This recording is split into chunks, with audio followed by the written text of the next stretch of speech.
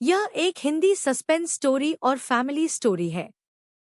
नई बहू को ससुराल के तहखाने में से उसकी सास की आवाज आती है।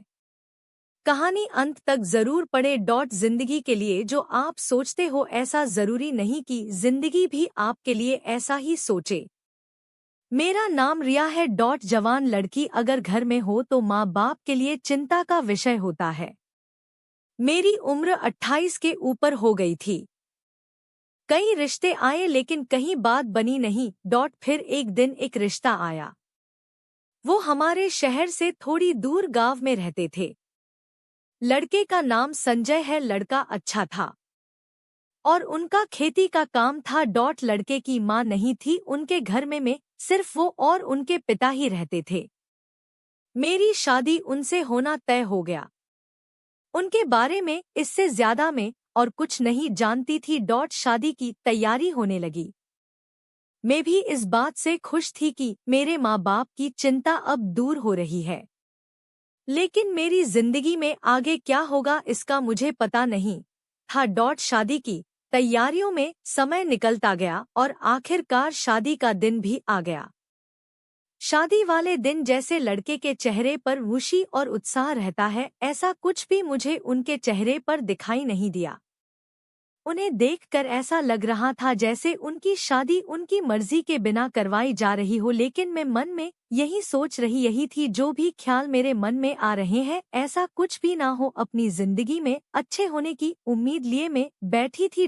शादी करके मैं उनके घर गई। घर गांव में था यह तो मुझे पता था, लेकिन यह नहीं पता था कि उनका घर खेत पर है। घर के आसपास थोड़ी दूरी तक कोई घर नहीं दिखाई दे रहा था। उनका घर भी बहुत बड़ा था। इतना बड़ा घर और सिर्फ हम 3 लोग। मुझे घर में जाते ही थोड़ी बेचैनी होने लगी। लेकिन फिर मैंने सोचा कि नई जगह है, ऐसा होना स्वाभाविक है। थोड़े दिनों में शायद मेरी आदत हो जाएगी। मेरी तरह शायद सभी लड़कियों को होता होगा। इन्हीं सब बातों में मेरा मन खोया रहा। लेकिन अभी सबसे बड़ा ख्याल यह था कि क्या मेरे पति मुझसे शादी करके खुश है या नहीं। अभी तक मैंने उनसे कोई बात नहीं की और मैं इसी इंतजार में थी कि उनसे बात हो। सुहागरात पर मैं अपने कमरे में थी, सेज पर बैठी उनका इंतजार कर रही थी। मन में कई तरह के ख्याल और सवाल थे। आगे क्या होगा इस बात से मैं अनजान थी।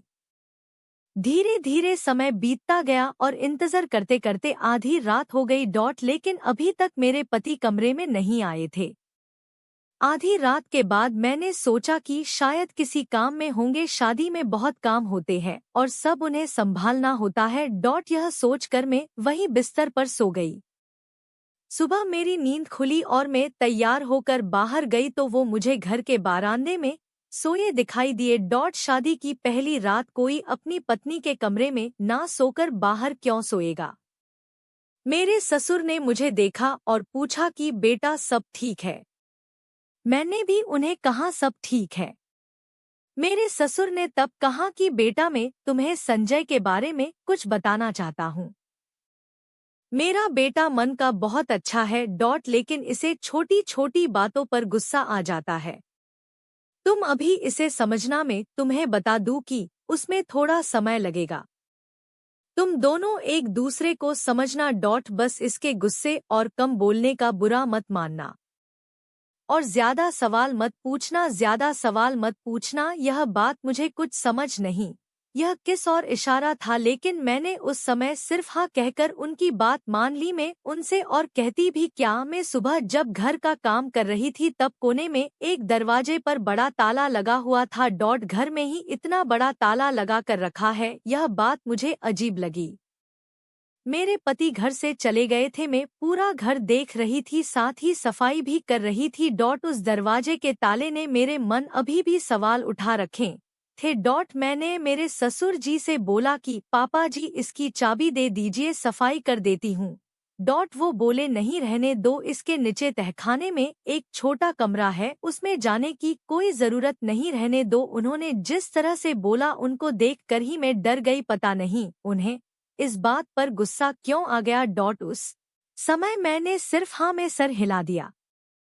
लेकिन फिर बाद में सोचती रही कि आखिर वहाँ क्या है। कुछ देर बाद मेरे ससुर भी घर से चले गए। मैंने पूरा घर देखा लेकिन मैंने मेरी सास की एक भी तस्वीर नहीं देखी। यह बात थोड़ी सोचने लायक थी। नया घर और भी लगभग सुनसान जगह पर उसमें भी कई सवाल। यह सब मेरे लिए बड़ा अजीब था। रात हो गई और वो और ससुर जी दोनों घर आ गए थे। खाना खाने के बाद मैं अपने कमरे में गई।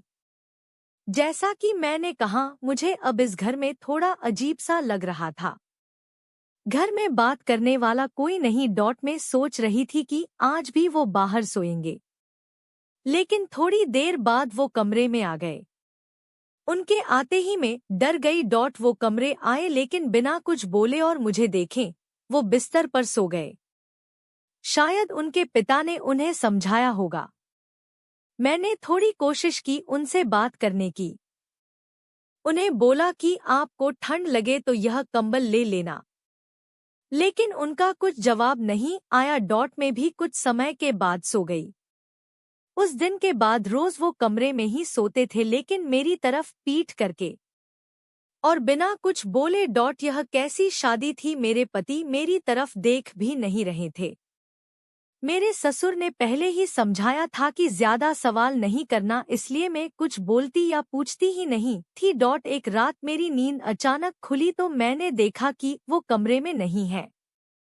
मैंने सोचा कि बाथरूम गए होंगे, लेकिन जब कुछ देर होने के बाद भी वो नहीं आए तो मैंने कमरे के बाहर जाकर देखा। कमरे के बाहर बारांदे में कहीं भी मुझे वो नहीं दिखाई दिए।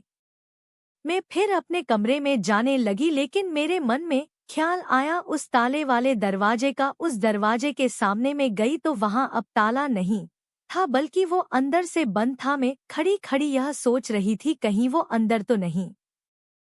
तभी मुझे धीमी धीमी आवाज सुनाई दी। यह आवाज किसी औरत की थी और ध्यान से सुनने पर वो बेटा बेटा बोल रही थी।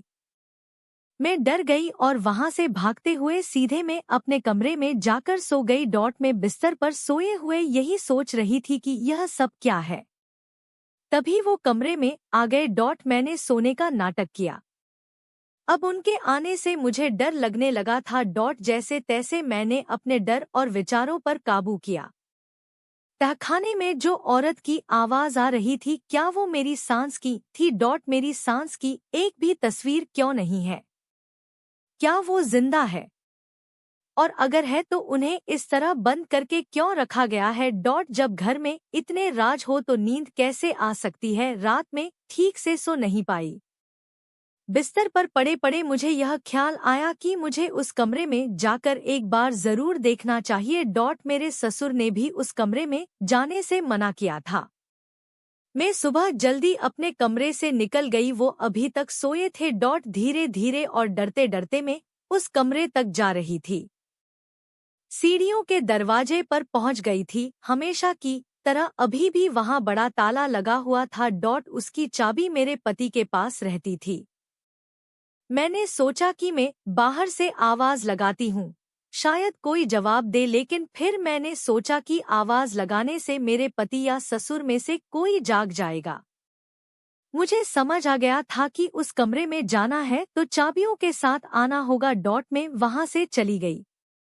उस रात के बाद मैं बड़ी बेचैन हो गई थी, लेकिन मेरे पति के स्वभाव में कोई बदलाव नहीं आया था। उनके लिए ऐसा था जैसा कि कुछ हुआ ही नहीं हो। सुबह सुबह ही मेरे माँ और पिता अचानक ही मेरे ससुराल आ गए। वो वहां से गुजर रहे थे, इसलिए मुझसे मिलने आ गए। मेरी माँ को देखकर मुझे रोना आ गया। जी तो चाहा कि यह सब जो है वो मैं उन्हें बता दूं, लेकिन मैं बताती भी तो क्या, अभी तो मुझे भी ठीक से नहीं पता कि यहाँ हो क्या रहा है।